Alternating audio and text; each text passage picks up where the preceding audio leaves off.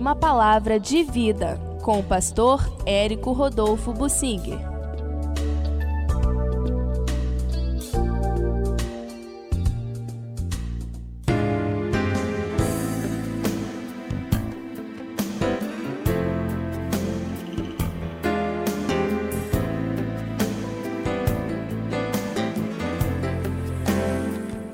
O rei Ezequias nos mostra na Bíblia como Deus quer convocar o seu povo.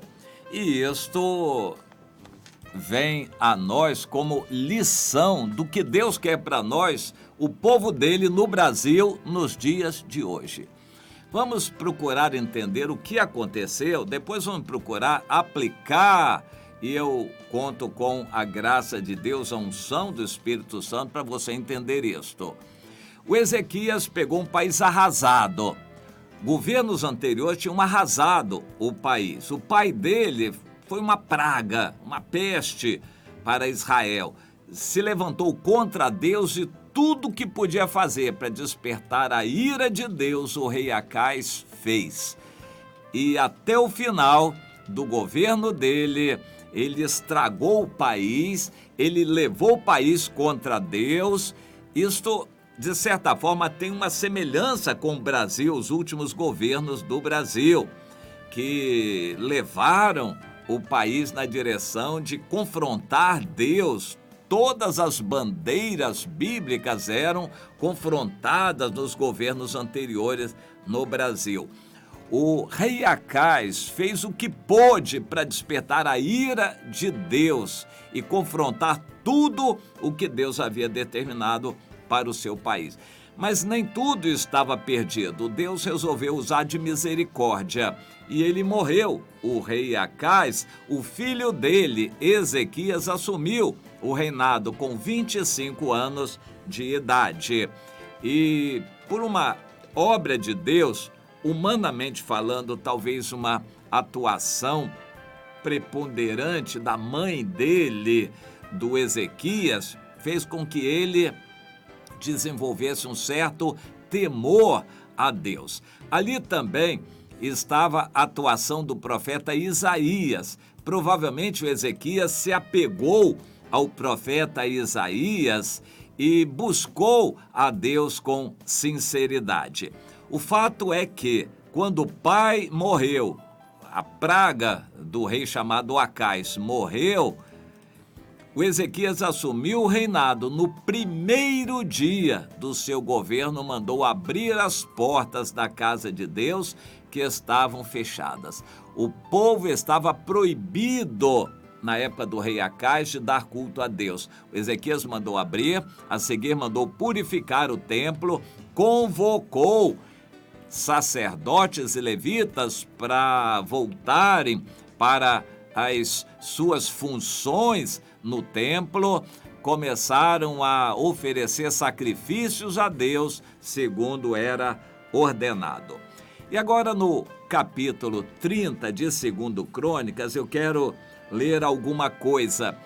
O rei Ezequias, primeiro, fez do coração dele um altar para Deus. Tomou uma decisão clara. No primeiro dia, ele não esperou o segundo. No primeiro dia do governo dele, mandou abrir as portas da casa de Deus e ele foi lá para buscar a Deus.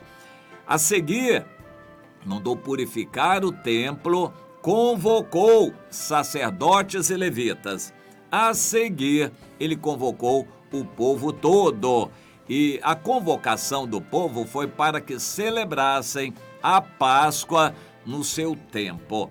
Como já estava muito em cima, o templo não estava purificado, ele consultou os outros, certamente orou a Deus, consultou o profeta Isaías e marcou a Páscoa para o mês seguinte. Ao invés de ser no dia 14 do primeiro mês, que não dava tempo mais, ele marcou a Páscoa para o dia 14 do segundo mês. Mas isso era previsto. De certa forma, Deus admitia isso. Havia uma ordem de Deus. Quem não celebrasse no seu devido tempo por alguma razão, que celebrasse depois, mas não deixasse de celebrar a Páscoa. E o rei Ezequias não quis fazer aquele ano passar, só esperar o outro ano. Não, as coisas de Deus têm que ser já.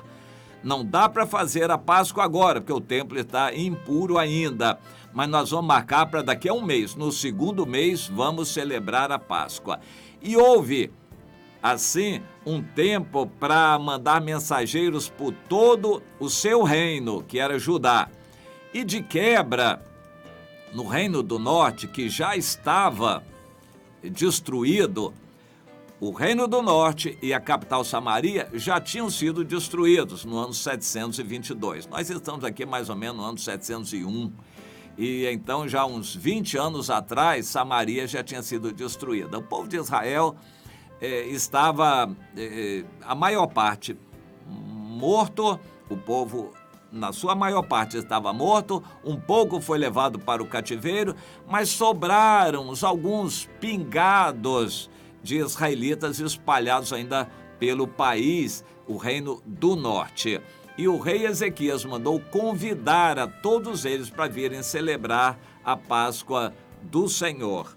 E o resultado foi muito interessante. Zombaram, riram, ridicularizaram, não acreditaram. Mas alguns vieram. E de Judá veio a maioria.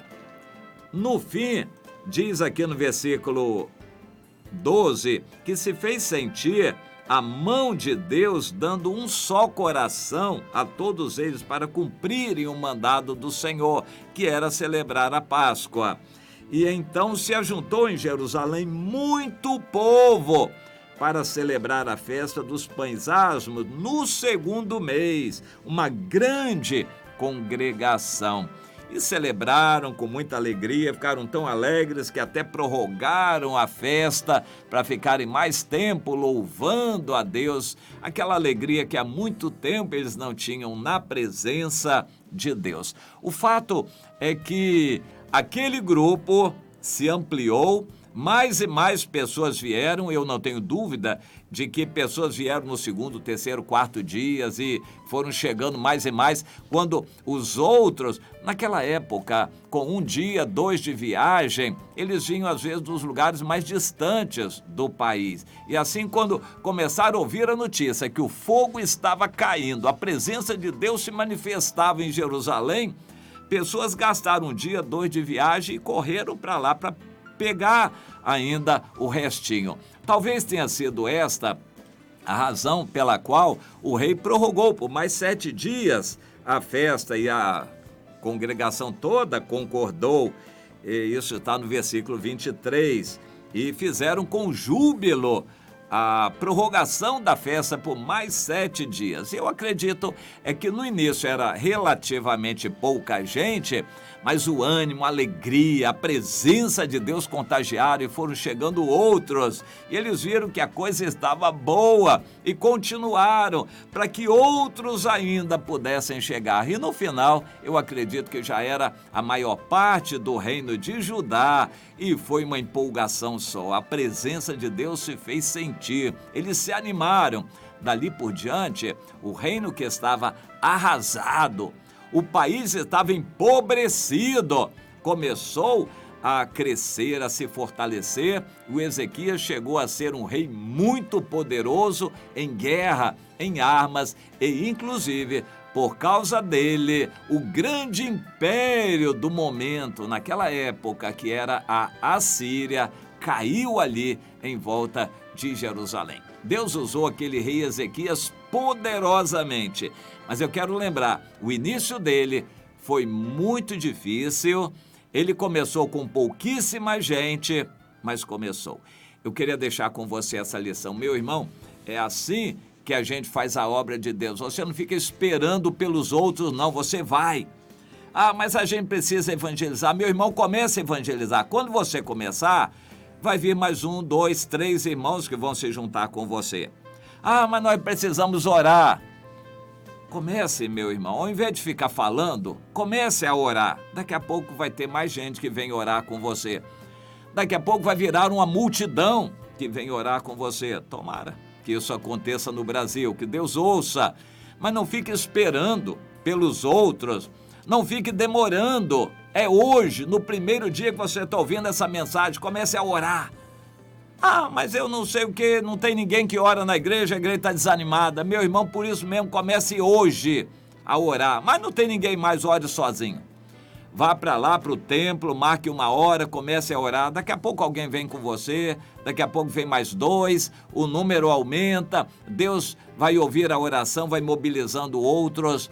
A obra de Deus é para ser feita desse jeito e não com propaganda. Quando você quer fazer a obra de Deus, não marque um dia lá para longe e faça muita divulgação de propaganda para encher um auditório lá no mês que vem. Não, não é assim que a obra de Deus é feita. Comece hoje, comece a orar hoje, comece a evangelizar hoje, comece a se consertar com Deus hoje. Não é amanhã, não é depois, os outros virão. Ah, mas nós temos pouca gente aqui, ninguém quer nada, ninguém quer orar. Meu irmão, comece a orar. O Senhor vai fazer as coisas acontecerem. É assim que a obra de Deus faz, começa pequena e Deus faz crescer.